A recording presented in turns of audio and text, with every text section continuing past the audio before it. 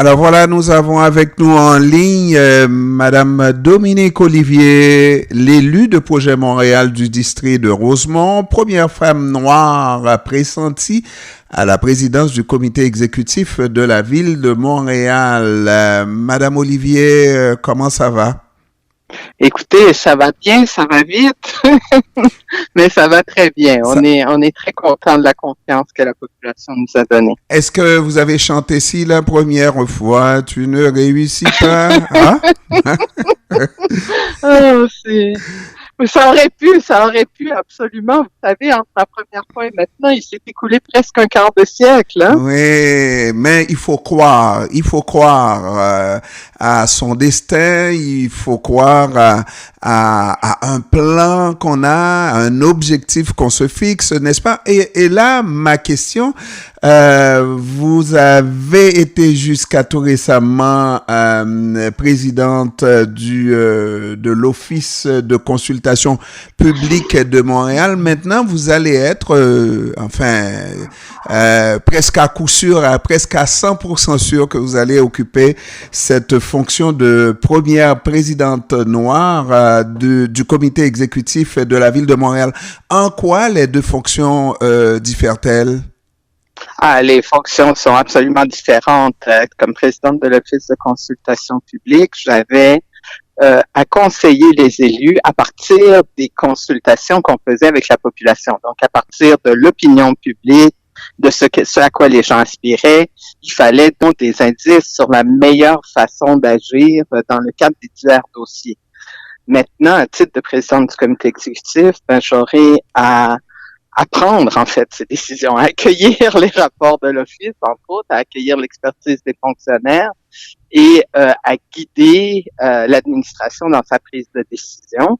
L'autre chose qui est importante de comprendre, c'est que c'est aussi un travail qui demande qu'on prenne en considération la plateforme sur laquelle on a été élu, hein, parce que alors que la job à l'Office de consultation publique était vraiment celle d'un tiers-neutre, c'est-à-dire qu'on écoutait les gens et à partir des lois, des règlements, des orientations, des politiques publiques, on suggérait quelle était, selon nous, la meilleure façon d'agir.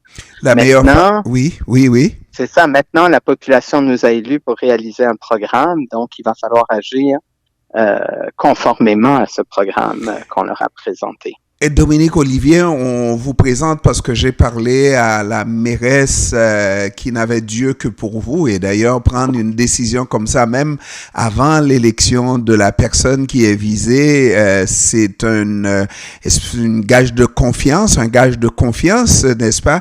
Et elle croit énormément en vos possibilités. Est-ce que ça vous fait hésiter un peu? Est-ce que ça vous fait peur un peu? Est-ce qu'on ne met pas comment beaucoup trop sur vos épaules avant même de commencer la fonction? Écoutez, je pense que l'ensemble de mon parcours m'a préparé à cette fonction-là, hein. J'ai quand même étudié énormément de dossiers à Montréal depuis très longtemps. J'ai une bonne expérience comme gestionnaire, tant gestionnaire de projet que d'organisation. C'est sûr que ça n'a jamais eu l'ampleur que ça a que ça a maintenant avec le comité exécutif de la ville. On parle quand même de 6,2 milliards de budget. C'est très différent et c'est l'argent des contribuables. Donc, c'est évident que ça met une pression. Mais je pense que toute ma carrière, que ce soit au niveau de ce que j'ai fait dans les conseils à titre de conseillère politique, de ministre, de député, m'a vraiment préparé à relever un défi comme ça, et puis c'est avec beaucoup d'enthousiasme que je m'y apprête. Mais Dominique Olivier, j'imagine qu'il faut arriver à cette fonction très importante, dépourvue de tout a priori, de laisser les idées qu'on pouvait avoir de l'extérieur de côté et de s'y mettre réellement et de prendre les décisions pour ce qu'elles doivent être, n'est-ce pas? Toujours dans le meilleur intérêt de la population montréalaise. Absolument, et je pense que pour ça, vous l'avez mentionné vous-même, le travail que j'ai fait à l'Office m'a habitué à mettre le bien commun devant les intérêts partisans. Donc, pour moi, il y a énormément de choses à faire à Montréal. Je ne vais pas le faire toute seule. Il y a quand même tout un comité exécutif qui devrait avoir une quinzaine de membres, la mairesse elle-même. Il y a toute la fonction publique qui est là aussi pour nous soutenir.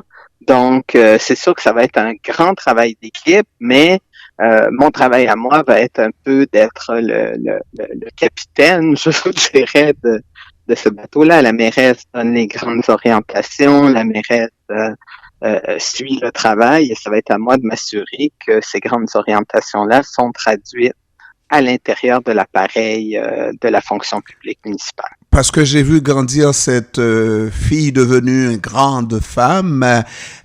Au moment de l'élection, elle a dû avoir une pensée spéciale pour Feu Papa. Ah, c'est sûr, c'est sûr. Bon, ben, je vous dirais que mon père a influencé, je pense, c'est probablement la personne qui a eu le plus d'influence sur ce que je suis devenue. Je me souviens que très jeune, comme beaucoup de familles haïtiennes, mon père me disait qu'il fallait qu'on travaille dans l'excellence, mais il disait aussi que ce qui était important, c'était de se poser en garde-fou de la démocratie. Donc, d'être sûr que notre jugement n'était jamais oblitéré par les passions partisanes et qu'il fallait penser que quand on voulait des choses dans la vie, il fallait les vouloir. C'était plus important de faire que d'être. Hein? Alors, pour moi, ce qui est intéressant, c'est ce qu'on peut faire à l'intérieur de ce travail-là, c'est ce qu'on va pouvoir accomplir pour les familles montréalaises, c'est ce qu'on va pouvoir accomplir pour les jeunes des minorités visibles qui parfois se sentent exclus, c'est ce qu'on va pouvoir accomplir pour relancer l'économie montréalaise. Bref, je pense que tous les défis sont là et je pense que mon père aurait été très fier de voir. Alors, ce que je vais vous conseiller, c'est de jeter quelques gouttes de café à la mémoire de papa, n'est-ce pas, Nadessia? Dominique Olivier, autre chose, le temps file parce que c'est une entrevue de 10 minutes. Ouais, mais remarquez que Montréal change. Vous êtes une des élus noirs. Côte-des-Neiges a son élu noir. Qui l'aurait cru? Et cet élu-là, que je vais avoir dans quelques minutes au téléphone également, a battu vraiment tout un nom, tout un symbole pour arriver à occuper ce fauteuil de mairesse de Côte-des-Neiges, Notre-Dame-de-Grâce. Montréal change et de beaucoup, pas vrai? Oui, absolument. Moi, je disais que cette élection-ci, on avait un rendez-vous avec l'histoire, non seulement comme femme, comme jeune femme, et Gracia en est un exemple extraordinaire, mais je pense effectivement qu'on est arrivé à un point de non-retour, c'est-à-dire que maintenant les jeunes prennent leur place, sentent qu'ils ont quelque chose à dire, réclament leur place, et je pense qu'on a marqué dans cette élection aussi un très grand pas pour la démocratie montréalaise. En fait, pour la démocratie.